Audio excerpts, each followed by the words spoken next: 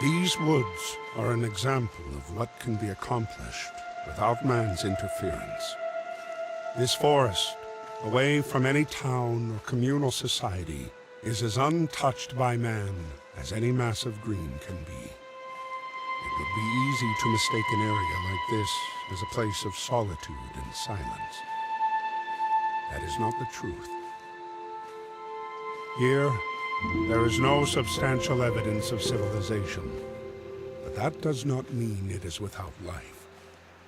Wind and water fill the amphitheater with motion and meaning. Endless chatter of woodland beings permeates within this arborous cathedral. These are not idle conversations. It is an opera, a symphony, a concerto of unification, perfectly executed by design. There is no explanation for how these beings coexist. There is no reason to know why. Within these trees, among these streams, life is. And that is good enough.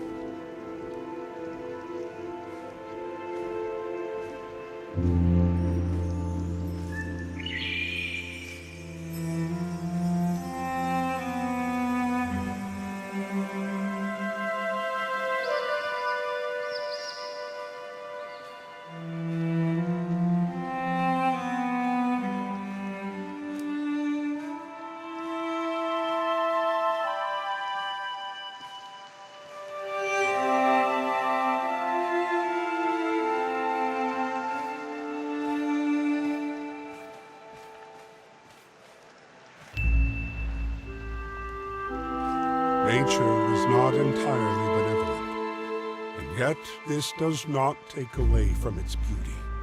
Animals are hunted and eaten alive, with no knowing of anything outside of this forsaken wood. Human life is very much the same. Every day is lived knowing that any moment could be your last. But it is assumed that now is not that moment. Today is not that day. There is a desire to strive for significance, but in the end, every day ends just the same. These vicious beings live doing what they must do to survive, even if it means the end of another creature's life. Does this make them any different than the small rodent burrowing its home within the confines of a tree to seek shelter from the outside world? Even something as beautiful as a flower can be subjected to draining the essence of other greenery to stand a little bit taller and glow a little bit brighter. There is a cruelty in nature that brings about destruction. And yet, this forest still stands. Life carries on, even if it's not the life that came before.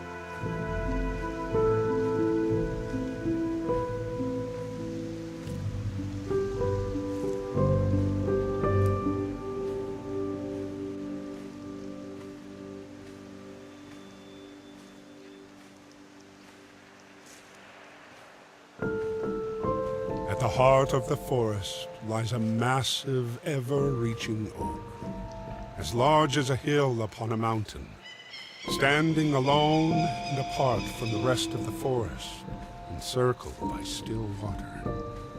The trunk of the behemoth is impossibly thick, able to withstand the elements for the centuries it has stood here. The stoic branches do not sway like the other trees within the wind. Night is everlasting beneath the countless branches. No light permeates the endless leaves.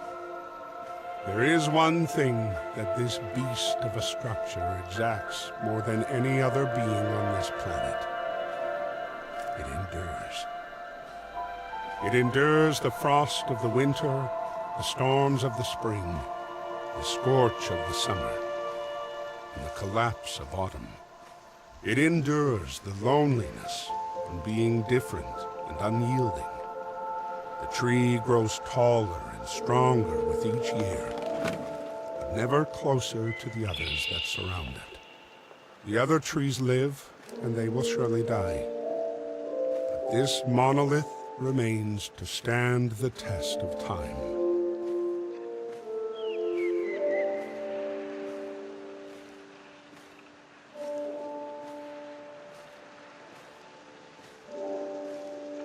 Streams cut into the wooded area like capillaries, carrying the essence of life from the top of the hills to all the organs of the forest.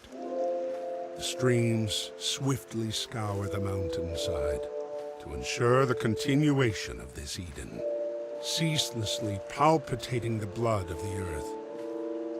Unlike a standard circulatory system, the cycle of this network of vitality does not return to its source.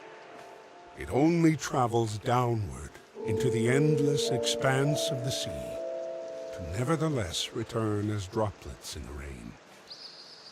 Following the streams is a sure way to reach the colossal peak, if one were not to worry about the definitiveness of gravity. There is only one way to reach that height so directly, and it requires wings. Without a transport of such convenience, one must move onward into the dense arteries of the mountain, where the sun is no longer your companion, and the loneliness truly sets in. The dark takes over, and there is nowhere else but forward. There is no more going back.